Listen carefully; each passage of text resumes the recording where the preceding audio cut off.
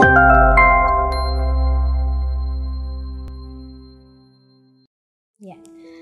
Nah, kemudian pilihan obat ya. Jadi tidak selalu kondisi insomnia ini membutuhkan obat. Kita selalu berpikir ada farmakoterapi, ada non farmakoterapi.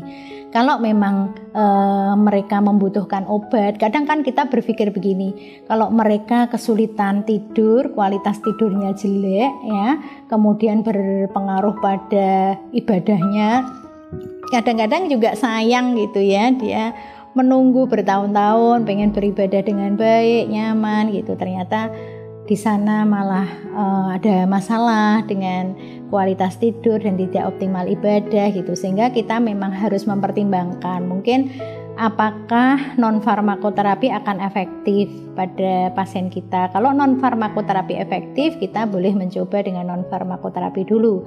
Tapi kalau misalnya memang kita berpacu dengan waktu gitu ya, karena di sana juga tidak lama dan kita berpikir mempertimbangkan untuk memberikan farmakoterapi. Sekali lagi bisa berdiskusi, kalau kita sebagai dokter kloter ya, kita bisa berdiskusi dengan psikiater yang ada di BPIH ya, untuk bagaimana tata laksana ketika kita ada pasien-pasien dengan problem insomnia ini.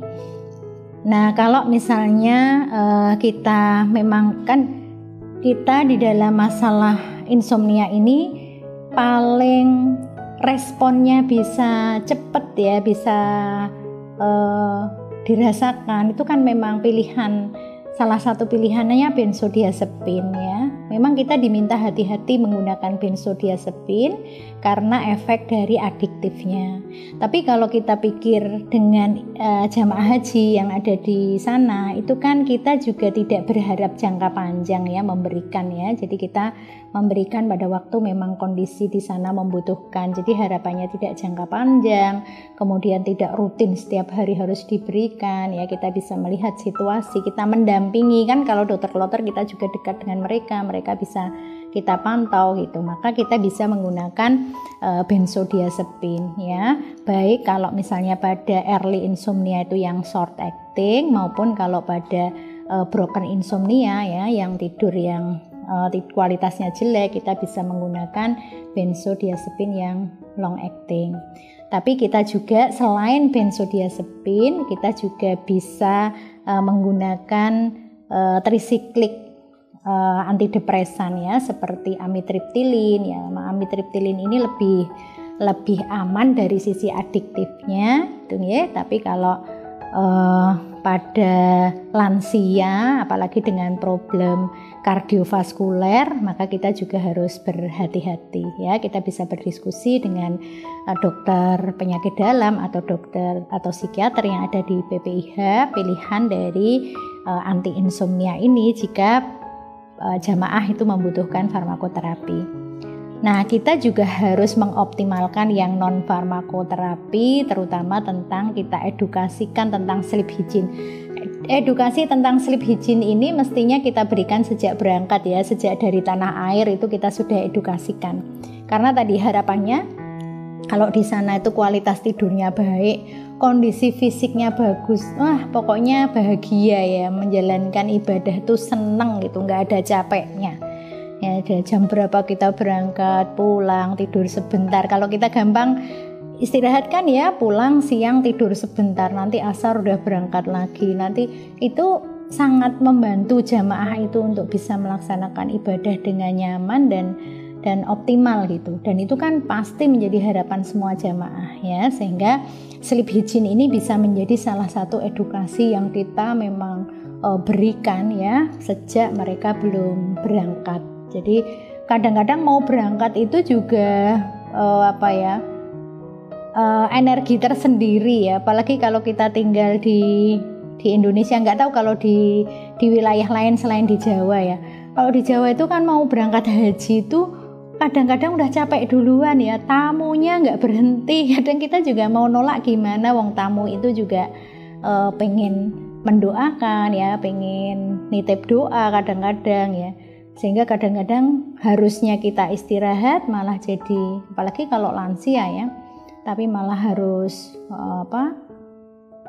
banyak banyak waktu istirahatnya itu terganggu. Nah, sehingga mungkin juga harus mulai dari sebelum berangkat itu kita anjurkan untuk sleep hygiene ini ya. Bagaimana kalau di sana malah pola makan tuh teratur sekali ya. Pagi itu biasanya sarapannya roti ya, walaupun lansia kadang itu nggak terbiasa makan roti, tapi untungnya ternyata di sana juga kaki limanya banyak ya. Di depan hotel tuh ada orang-orang Indonesia yang pada jualan, ada burjo, ada macam-macam ya, nasi-nasi itu, sehingga biasanya para lansia itu kalau pagi bisa mendapatkan maam yang di sana, kemudian siang akan dapat makan lagi, sore akan dapat maam lagi. Jadi makannya justru teratur kalau di sana, sehingga nggak maam di tengah malam itu malah enggak ya, karena takutnya malah mengganggu kualitas tidur. Kemudian siklus bangun tidur ya, sebenarnya kalau sudah di sana malah teratur karena biasanya satu bangun saling membangunkan, berangkat bareng ke masjid itu. Nah, ketika sebelum berangkat itu yang harus juga diajari untuk membuat siklus ini baik. Diusahakan tidak tidur siang yang terlalu panjang karena ini pada hygiene tidur nanti khawatirnya malah mengganggu kualitas tidur di malam hari. Kemudian rutinitas khusus sebelum tidur itu misalnya ya latihan nafas, relaksasi. Ada orang-orang tertentu ya kalau mau tidur itu nyetel tilawah gitu ya, atau murojaah, juz-juz yang dia hafal gitu, atau musik ya, musik-musik lembut atau musik relaksasi. Jadi ada misalnya kita tuh mau tidur tuh ada rutinitas gitu ya, wudhu dulu ya, kemudian nyetel tilawah sambil dikiran akhirnya tertidur, atau ada yang sholat dulu 2 rakaat. Jadi ada rutinitas yang menyiapkan diri kita bahwa saya itu mau tidur. Itu ternyata juga akan membantu kita untuk melewati atau masuk proses tidur itu dengan lebih nyaman. Lingkungan tidur yang nyaman, jadi jadikan tempat tidur itu sebagai benar-benar tempat untuk tidur. Memang kalau di sana agak tidak mudah ya, karena rumahnya hanya kamar itu. Ini bisa terjadi kalau di rumah kita, karena makan di ruang makan, tidur di kamar tidur gitu ya. Kalau di sana ya memang semuanya ada di kamar itu. Tapi paling tidak ketika mau tidur dibereskan, kita juga punya adab-adab tidur ya, dibersihkan, dikebyoi ya, disingkirkan godaan setannya gitu ya dengan kita doa dan sebagainya, sehingga kita masuk tempat tidur itu merasakan nyaman, bersih ya. Kemudian olahraga rutin. Nah, ini juga bisa kalau kemarin itu ya ada satu puskesmas itu. Nah, kita kan mungkin juga dokter puskesmas ya. Itu sebelum berangkat haji, jamaah itu kan yang di wilayahnya kan sudah terdata ya. Jadi sudah ada senam bersama rutin setiap Jumat ya, khusus untuk calon jamaah haji itu sejak setahun sebelumnya sudah terorganisir dengan baik, sehingga edukasi sleep hygiene dan sebagainya juga bisa di situ. Nah, tinggal diteruskan nanti ketika dengan dokter kloter ketika sudah berangkat. Nah, itu adalah tentang insomnia. Jadi sekali lagi bukan sesuatu yang berbeda dengan ketika kita mendiskusikan insomnia ini dulu di blog kedokteran jiwa. Ya, sekali lagi sama kriteria diagnosisnya, sama tata laksananya. Yang berbeda adalah faktor yang menjadi atau kondisi ya yang mempengaruhi adanya insomnia ini. Dalam hal ini adalah pada jamaah haji ya. Jadi kita mengingat kembali apa itu insomnia dan faktor-faktor yang bisa menjadi pemicu jamaah haji ini untuk mengalami masalah insomnia. Nah, harapannya nanti kita bisa mendampingi dari awal sampai akhir ya. Ketika belum ada masalah gangguan tidur, kita bisa menjaga mereka tidak mengalami masalah gangguan tidur, dan ketika memang ada yang mengalami gangguan tidur, kita bisa memberikan tata laksana yang sesuai. Itu tentang insomnia ya. Kita akan masuk pada bagian yang selanjutnya setelah insomnia ya. Jadi 4 bagian ini memang kita tidak terlalu panjang ya diskusi seperti pada masalah GMO tadi. Yang berikutnya kita akan diskusi tentang gangguan ansietas yang juga menjadi salah satu gangguan jiwa yang bisa terjadi atau mungkin kita temui di ketika kita mendampingi ya sebagai petugas kesehatan pada jamaah haji. Nah, kita review ya apa itu gangguan ansietas. Mudah-mudahan masih ingat semua dulu ketika kita di blog kedokteran jiwa ya. Kita kenal ada 3 kelompok gejala, ada sindrom dari kondisi cemas, yaitu 1 ketegangan motorik, 2 hiperaktivitas sistem otonom, dan 3 adalah kewaspadaan yang berlebih atau daya tanggap yang kurang. Jadi cemas itu kan sebenarnya sebuah reaksi normal tubuh kita ya. Ketika kita berada dalam situasi bahaya. Jadi cemas itu cara Allah ya memberikan kemampuan kita untuk menghindar dari bahaya. Kalau kita nggak cemas di dalam situasi bahaya ya malah nggak bagus ya. Misalnya kita ada gempa malah nggak cemas, diam aja di rumah ya bahaya ya. Jadi kalau ada gempa ya kita alarm cemas kita pasti bunyi. Nah dari alarm cemas bunyi itu wah bahaya nih gitu, maka alarm cemas itu akan menggerakkan sistem tubuh kita untuk reaksi yang kita sebut dengan fight or flight ya. Saya mau lari atau saya mau nyerang gitu. Kalau gempa ya saya lari, mosok mau diserang gitu ya. Kalau dikejar hewan buas ya kita lihat, kalau kecil mungkin kita serang, kalau besar ya mending lari kan gitu ya. Jadi ketika kita berada di situasi bahaya, alarm kita akan bunyi itu ya, kuasanya Allah ya. Kita punya cara untuk menyelamatkan diri. Kemudian tubuh kita akan bereaksi fight or flight, mau nyerang atau mau lari supaya kita terhindar dari bahaya itu. Nah, jadi kalau kondisi begitu itu ya cemasnya normal ya. Kita normal saja gitu. Atau kalau misalnya terkait dengan haji ini ya, misalnya para jamaah haji, cemas itu kadang-kadang membuat kita antisipatif ya. Kalau kita cemas, kemudian kita jadi antisipasi gitu. Misalnya ada satu jamaah itu ya, karena dia merasa dulu pernah punya LBP, jadi sudah lansia beliau, dulu pernah punya low back pain, nyeri gitu. Walaupun sekarang jalan kemana-mana udah enak, tapi kan kemudian muncul warning gitu ya, alarm cemasnya bunyi. Nanti jangan-jangan di sana lo LBP ku kambuh gitu. Aku nggak bisa jalan karena kan harus bolak-balik dan sebagainya. Wah, tapi alhamdulillah dia menjadikan cemas itu sebagai antisipatif, bukan terus aduh gimana ya nanti jangan-jangan ini jangan. Nah, nanti bisa jadi gangguan cemas tuh ya. Tapi karena dia kemudian pintar memanajemen pikirannya, dia jadi antisipatif. Oh, kalau begitu aku mending bawa kursi roda. Walaupun teman-temannya bilang ya, yang lain bilang yang sudah pernah ke sana, nanti di sana kok ada kursi roda itu tinggal pinjam, setiap hotel pasti ada. Tetapi kan beliau berpikir itu kan satu untuk banyak orang. Misalnya hotel satu punya 10, padahal yang butuh kursi roda bisa lebih. Jadi akhirnya beliau memutuskan untuk membawa kursi roda sendiri. Walaupun alhamdulillah selama di sana beliau nggak pernah menggunakan kursi roda itu, ya sehat-sehat saja. Tapi beliau antisipasi. Bahkan kursi rodanya malah akhirnya dipinjam oleh jamaah yang lain. Nah, jadi cemas yang tepat itu sebenarnya bagus, bisa membuat dia antisipasi gitu.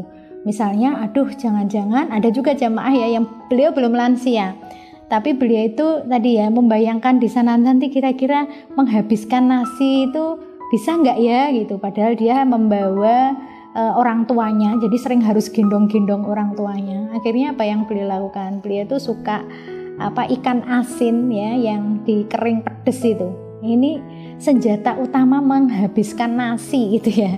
Ya antisipasinya adalah ketika berangkat tuh beliau bawa kering teri itu banyak ya, sehingga sampai cukuplah ya untuk di sana. Nah, jadi cemas ketika itu bisa jadi sebuah antisipatif tuh bagus.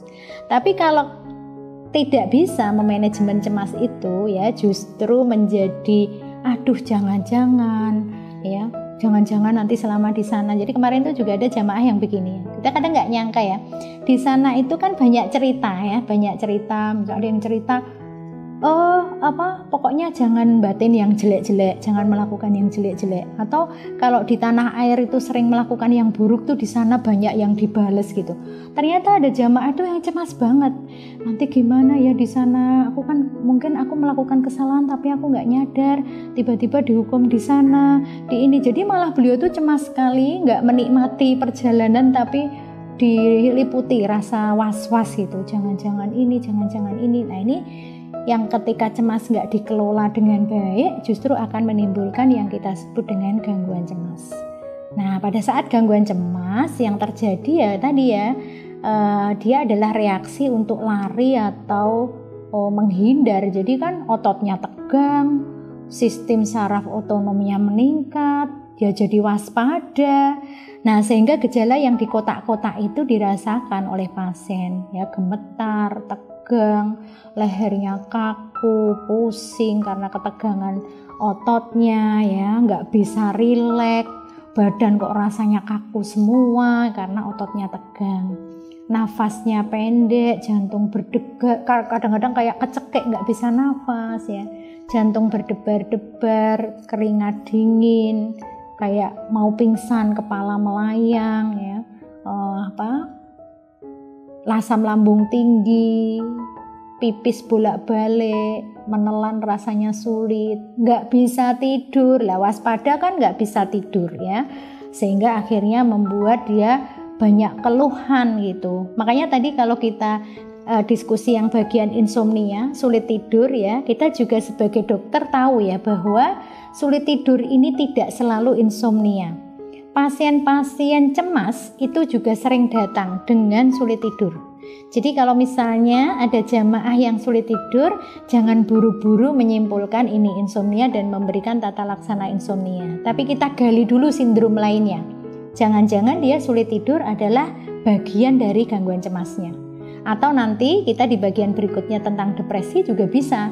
Dia sulit tidur bagian dari depresinya. Tentu tata laksananya menjadi berbeda ya. Jadi sebelum kita menyimpulkan diagnosis, kita harus cek sindrom yang lainnya. Kita pemeriksaan status mental dulu untuk memutuskan apakah ini sulit tidurnya insomnia, atau sulit tidurnya cemas, atau sulit tidurnya yang mana ya, gangguan jiwa yang mana. Itu kita harus pastikan supaya tata laksananya juga sesuai.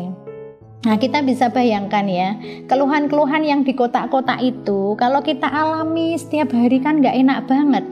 Padahal kita lagi pengen tilawah lama, lagi pengen tawaf, pengen sholat lama gitu ya, tapi kita merasa bolak-balik pengen pipis. Bayangkan, padahal kan kalau pipis itu kita keluar masjid ya, wudhu, balik lagi tempatnya sudah dipakai orang gitu dan jauh dan sebagainya. Jadi kalau kita bisa menjaga jamaah kita tidak mengalami masalah ansietas, ini kita akan sangat membantu mereka menjalankan ibadah dengan nyaman.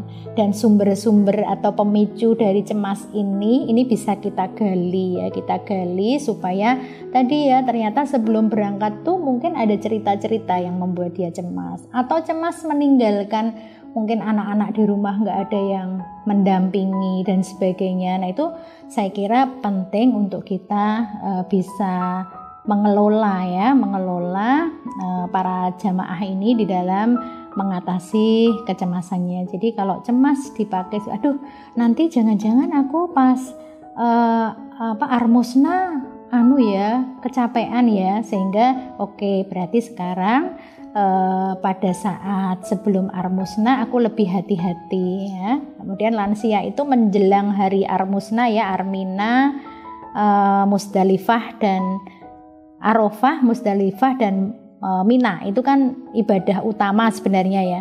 Nah di waktu-waktu sebelumnya itu biasanya para lansia kita anjurkan sebagai petugas kesehatan, biasanya kita itu menjadwal mereka kapan boleh mereka ke masjid. Jadi biasanya ke Masjidil Haramnya itu tidak boleh di duhur dan asar, kan masih panas ya kalau pas musim panas. Jadi mereka, tapi tentu berbeda ketika pas di sana di musim dingin ya. Ini untuk menjaga mereka tetap fit. Jadi kekhawatirannya kalau pas armusna nggak optimal itu bisa diantisipasi dengan menjaga persiapan-persiapan menjelang Armusna itu. Jadi sekali lagi, cemas normal akan membantu justru dengan antisipasi yang baik, tapi kalau berlebihan, nah inilah yang masuk yang disebut dengan gangguan cemas yang mungkin akan mengganggu justru proses-proses ibadah haji seseorang.